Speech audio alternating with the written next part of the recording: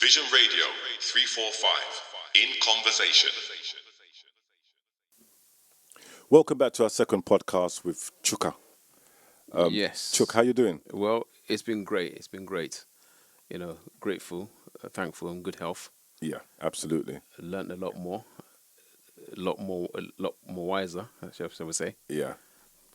So the last time we had a conversation on our last podcast, if people listening to it on our YouTube channel, go there and check that out. We were discussing about the book that you wrote called Who or What Am I to You? Yes. So tell us about what you've discovered and what's been going on lately with this particular book.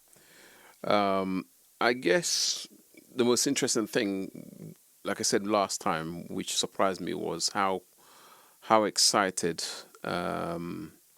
young people were in terms of reading this, and that really makes me happy because I actually wrote it with them in mind, and that's why I kept all the chapters very short because my observation, I don't like reading big books or anything like that. Yeah. So I kept it really nice and short, and it's written from conversations with them and observations of what they're doing, and that actually inspired me. So two of the chapters we're going to get into was actually explicitly around a certain young person that actually inspired me and to write this very book. Wow. So they continue to ask me for the books, and I've been giving out free copies, and even some of the adults are reading stuff and thinking, it speaks volumes about what's going on in society out there for Absolutely. the young people they work with. Yeah. And the thing is, I actually mentioned this book to a student where I'm working, and I brought one in, and they've actually taken it and they was reading, and they found it really, really interesting. And you know what books are like with young people, it's going to take a bit of time before they get into it, but there is food for thought in there. They actually took the book, and they said to me, "Sir, I'm reading it, and I like some of the stuff I'm seeing." And I think as they gradually sit down and take the time out in their busy schedule. Yeah. We're not supposed to have a busy schedule at that age, but their schedule is busy more than anybody else's. Yeah. Then they will take time to read it and so forth and so on. But I think it's going to help a lot of people. I think the more people know about the book, and especially if it's coming from a young person's perspective, where it inspired you to write the book, is a wonder. It's a great thing within itself. Yeah. Well, to be honest with you, hearing what you're saying now, I'm actually grateful because, genuinely, I believe that if you help just one person, it's been worthwhile. It's really been worthwhile. Absolutely. So I'm Absolutely. happy to hear that. Absolutely. Indeed. So where are we going today with the book? I mean, what comes to mind today about the book we're going to be talking about? Okay, so I don't know if you remember, but I said to you that the book is kind of like written in two parts. Right. There's one that looks at what I guess you could call the negative elements of humanity, and the positive parts of it, and it starts with the bit that separates the two of them is, if on the negative side it says, "If I was the worst that I could be, what would you see?" And then further down the book, when you get to the positive part, it says, "If I was the best I could be, what would define me?" Right. But I guess for today, we're going to focus on the first part because, like I just said, that was the starting point of this book about the young person that kind of inspired me from observation of what their life and the outcome of it. Yeah. And some of the unfortunate elements of what's happened. There's two chapters in this. I would like to read out and then discuss it, why I did that, what was behind my thinking in it and so forth.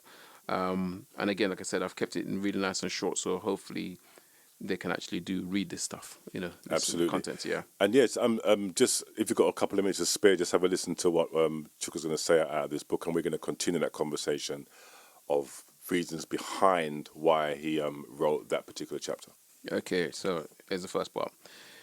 So it starts off by asking, "Who or what am I to you?" The idea being as it's being read or you read and you're thinking, what is it exactly is being said? Yeah. And it reveals itself right at the end. So it says, "You treat me like an open secret. Only your inner friends know of me. You boast about me because you feel empowered. I'm often your closest companion, your trusted shield and sword. You feel invincible in my presence, like one wearing an armored coat. I make you feel like an ancient king, ready to lead your troops into battle. I have often sensed your blood rush, your anger boils. Like Goliath, you are steadfast, facing unknown foes. However, beware of even those you call friends. stand ready to take your crown. You have touched body to body. We have touched body to body as you embrace me close to you. In those moments, I've often felt like a treasured one in a dance of lust. I've noted you beam with pride at my stoic looks and my diamond gleam. Your adrenaline is momentary yet intense as we plunge into battles and flights for life. I sense no caution or thoughts of consequences. I sense no respect for life or fear of death. All I notice are bouts of rage and savagery. I suspect it's because of your blind and unquestioning faith in my abilities. Your knowledge of my making has brought you to these points, knowing that I'm forged from fierce flames, to be unquestioning and obedient to the last. Because of this, you have been betraying my trust and Creator's intentions.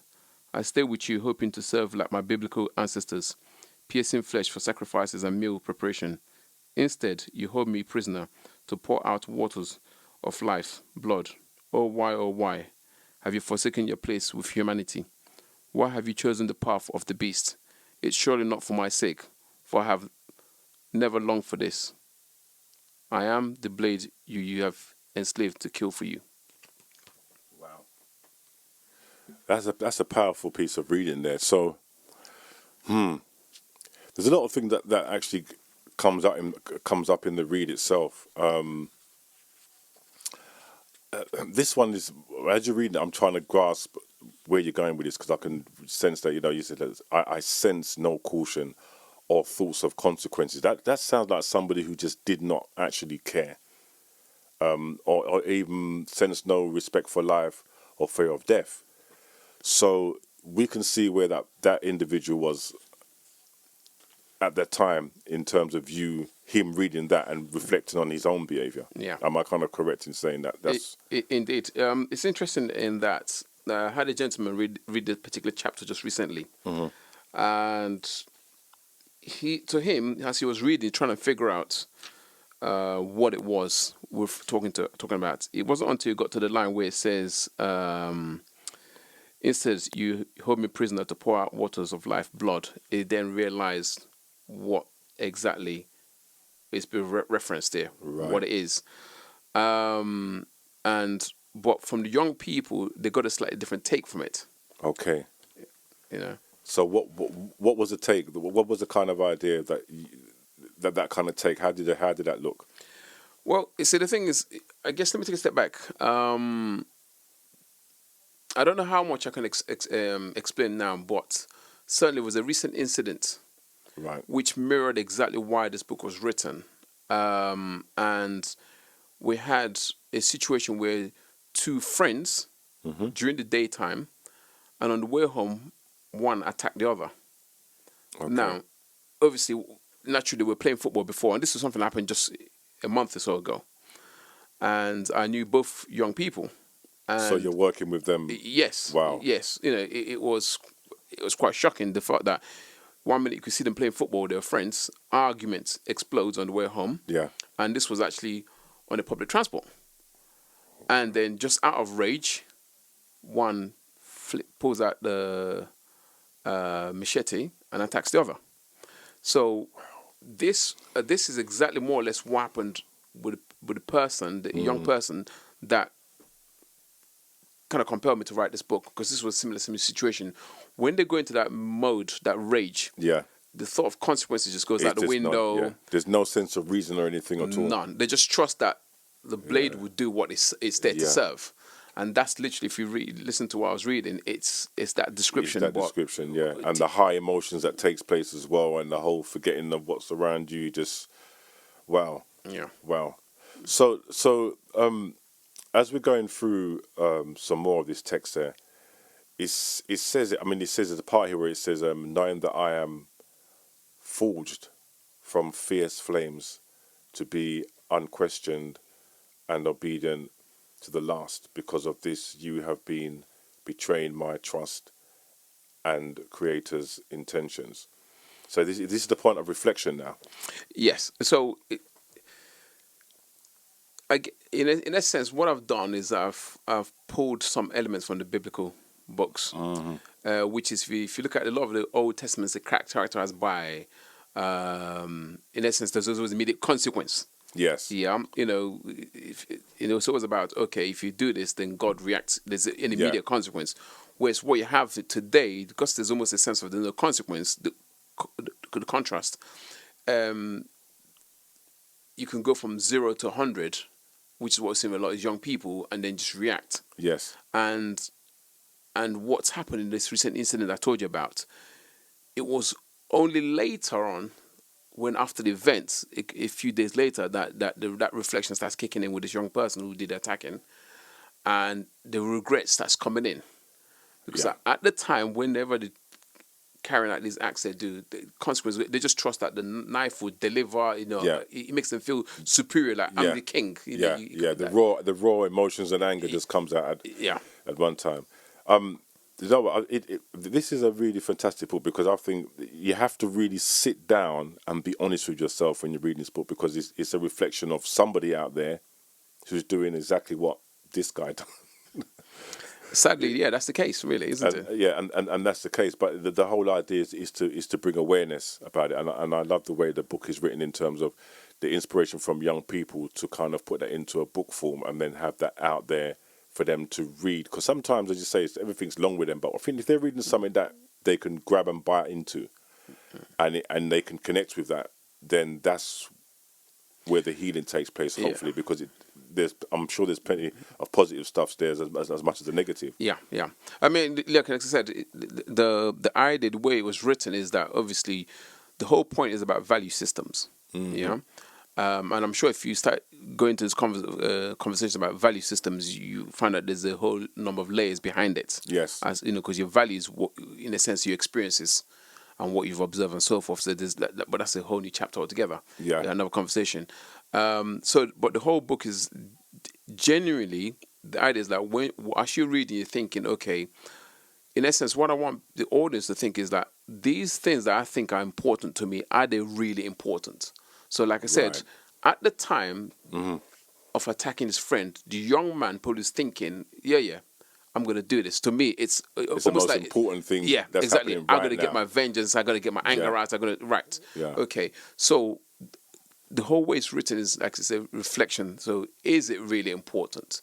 Like, I got to buy this £600 pair of trainers. Is it really important? And I guess in a way, if you look at during what happened to COVID, suddenly all this, like the gold chain and it goes out the window. Everyone's just thinking, I'm just going to buy food. That's it. Buy my food, my drink. Well, you're back to survival mode, because that was it, wasn't it? That's it. Yeah. Boom. Yeah. So suddenly you realize, okay, the Gucci's and the Versace's, they're not really they that can important. Stay there. Yeah, exactly. You see, but sadly, it takes such a forceful thing like COVID-19 to get us to think. Yeah. However, my hope is that as you reading, even if it's a chapter per week or per day, whatever, you get some reflection and thinking, okay, what is it? Because obviously, as a young person, the way they think and an adult, it's quite different. Absolutely. And so, the idea in the absence, because not all from the young people I work with, not all of them have a trusted adult they could have that conversation with. Right. Which says, and that's important. Yeah. So I'm hoping they can get some of that reflection from the book. Okay. Yeah. Brilliant. The next thing I want to talk to you about, I know we're going to come back to the book, but from past discussion, we had a discussion sometime, it must have been last week or so, we talked about this video that you're doing. Now, where we're going with that one, because that... Well, again, it's actually an extension of this book, because from the back of this book, I wrote a book called 18 Characteristics of Exceptional Teachers. Okay. So the idea is like, and it's not me being biased, but I was always, prior to going to education, I was very observant to how my mom worked with her students. And that's what we're seeing today is a lot of young people being excluded from schools. Yes. And one incident really was quite profound for me, in that a young boy was being excluded from school. In fact, had been excluded. So when she came into school the following week or so and found out, she actually went to the head teacher and said, right, I want you to bring that young person back into the school under my personal management. He's going to be in my class and I will manage him. Yeah. And this same young person ended up getting an outstanding grade, because she goes over and beyond what is expected. So she doesn't see it as like my job is just go and teach. No, she looks at it as like every child matters. Genuinely, every child matters. Yeah. So whereas you say I'll make a phone call home, she would actually go to the parents' house, sit there, and talk to them about their child and the challenges they have in school.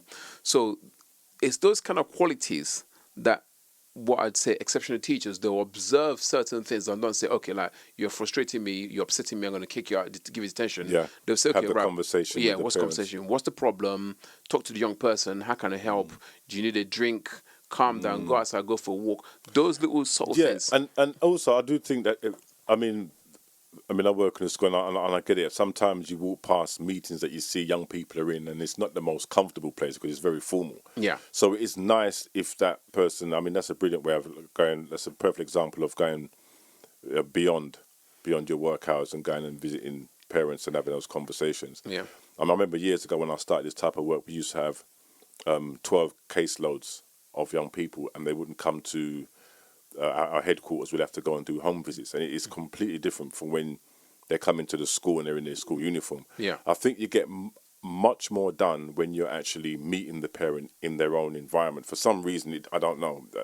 My experience, it kind of works good, because when they're inside the school, they've got higher dignitaries there and senior leadership members, all this kind of stuff. But I get it. Yeah. I mean, you can understand from a parent's perspective, they'll try and put a more formal front on. Yeah. So in your own home, you're a bit more relaxed. Natural environment. Etc. Yeah. So going back to what I was saying earlier on, in that book was written for teachers and those in authority per se. But that was a stepping stone to the most recent book I got, which hopefully I'm going to publish later on this year, but I finished writing it. It's called Quintessential Teenagers, which is part of a trilogy. And in fact, it's the third in the trilogy. But essentially, it took me a long time to write. It took me 5 years to write this book. Because 5 years? Yeah, because what it was, I've been interviewing young people over those 5 years. Okay. And observing them, and then literally all their voices, their words, their experiences, and their anger, that literally some of them very explosive anger, their justifications for what they've done and how they react and why they, etc.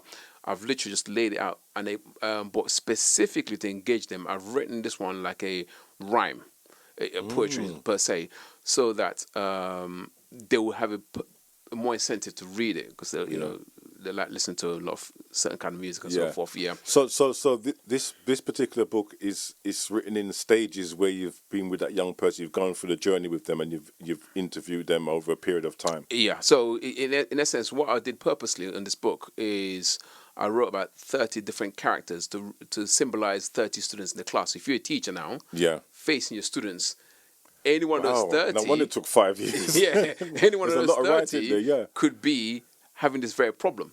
You know? Yeah. So to recognize that it's not just students sitting down and learning. There are social issues that make the character of that child. So when they're giving you problems, first recognize that they too are seeing you from a different perspective. Yes. So how you deal with it will either solve or aggravate the situation. Yeah. And in a certain environment I work with, we get a lot of those ones, like students that get kicked out of school.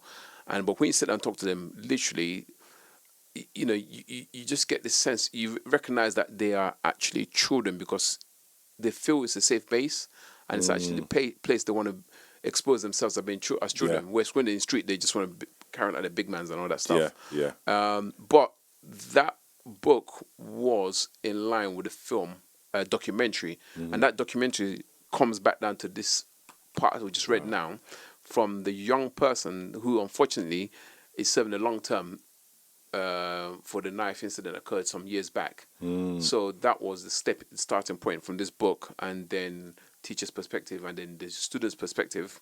So it's taken me this time to get to the point where I've interviewed a lot of them, and not all of them, to be honest with you, have had a bad life. Some of them had an amazing life. One young boy I could think of, he was chauffeur driven every day in a Range Rover. What? Yeah, seriously. He had a Rolex watch. You're better than me. He had 35 pounds D&G socks. Hold on a second. So this guy has been driven around in a brand new Range Rover. How old is this particular? He was 15, but he had his issues. 15? His issue was that he felt, in essence, his issue was his parents wanted him to take part in the family business. Yeah, obviously enjoying the Okay. trappings of family business. Yeah. But he thought like, no, why are you Why making me should to I do? Why work? should I? No, it's my rights, So he's kicking off with damaging school equipment, like. So the management thought we're not having this, so they kicked him out. It's not because he was being dangerous to anybody else. He kept on damaging equipment out of frustration that he's being made to work for the family. But from his dad's perspective, like, hold my on, God. I'm driving you to school every day. I'm getting you Rolex Listen, watches. you're getting your Oyster card, you know. Yeah. No, I'm giving you Oyster card. Now you're taking the mick. Well, that's what I'm saying. So, Yeah. if he's in the classroom damaging, you're thinking, why are you being silly? Which is a Yeah. natural reaction. But when you sit him down and talk to him over time and observe, you realize, okay, from his understanding, life is unfair. Right. Say, because in a way, that title actually was called bribed values, because his parents bribed him. And so, of course, he's grown up being used to having all these lavish things. So suddenly you ask him to work, he's thinking, why should I work? What does that mean? You've always given me these things for free. Suddenly you ask me to work. What's that about? And it's kicking off. Wow. So... I'm loving this. This is really interesting, especially that story you just told me this now. That's like 15-year-old getting in trouble. But listen, let me just go forward now. So the video, when are you planning? And now let me just ask you something about the video. Who is going to be in? Are you going to be working with some of the young people? Who are going to be doing? Who's doing the filming? How are you going to go about that? Just roughly. Right. So what's the plan on that? Where I'm right now is I'm in communication with a young person who is in prison right now. Mm-hmm. Okay. So we'll draft up a list of people going to talk to, interview. He was a talented, footballer. And to be honest with you, when I said I was going to do this, a number of my colleagues wrote a letter to him, because, like I said, when you talk to these young people in the one-to-one, you find out they're actually just children. It's just that the unfortunate environment they grow in, and incidents get them into trouble. Yeah. So, and the way he showed me a lot of respect when he was in school. He genuinely would not have anybody insult me at all. He literally went out, so I reached out to him, asked him how it was and so forth. And I said, and I found that his intentions when it comes that he wants to be a youth worker, to tell young people, this is the wrong way to go and so forth. So I thought, okay, excellent. I recognize his mindset is in a different place. It's had time to reflect. Yes. He's been behind bars several years, and the things he wants to then give back to society, especially with young people. So I thought, okay, right, to give him a chance to communicate that to the wider world. Mm-hmm. And again, it gives him, in a way, a different platform to get this message out to young people, which is really what I'm keen to do. For them, hopefully, even if it's one or two people, to realize there's a different way to do things. Exactly. Yeah, so we're at the point of listing down and discussing people and availability to go and interview the range people, from football coaches, because he was a talented football player, and actually got several offered some football contracts. Wow. Just prior to the incident that took him away. Look at that. So the boy was amazing. It was a really talented. And it's that one incident, wrong choice. That just so that's where we are now, and I'd love to come back some point and talk a bit more about no, that. definitely, because with this. No, absolutely, because I mean, this is our second podcast, and every time I'm talking to you outside of what we're doing now, we're always talking about progression. And when you tell me about the video, I'm like, what? That would be great. I'd love to have you back here to talk about the video, and obviously when the video comes out, you let people know. But for now, we're going to hold it there, because you've got a list of people to be looking at and sorting out all the technical stuff and so forth and so on. So I think that's great. So back to your book now. Yeah. I mean, there's some of the stuff that I've read in there, which is really, really great stuff in terms of what it says and who's it who people who gravitate to it. Yeah. And is there stuff on there for some of the ladies as well? Some of the ladies there. Or is it basically just written for anybody? It really is, because, like I said, the core thing behind the question behind it is like, what are your values? Yeah, and are they that important? So in other words, the things that drive you, are they really important for who you are, and do they help you to character building and so forth? That's what it is, really, just the whole thing about reflection and figuring out yourself. Do you understand? Because I know genuinely, when I was that young, I didn't know who I was. I know what I want to be. You know, like when you're younger, you want to be a pilot, an astronaut, etc. But knowing yourself, knowing yourself is a big challenge, because one of the reasons a lot of young people, you talk to them, they get excluded, is because they find it difficult in all the noise. And I mean, even we were talking before about all the stuff coming out in the background and so forth. There's a lot of fast developments of technology.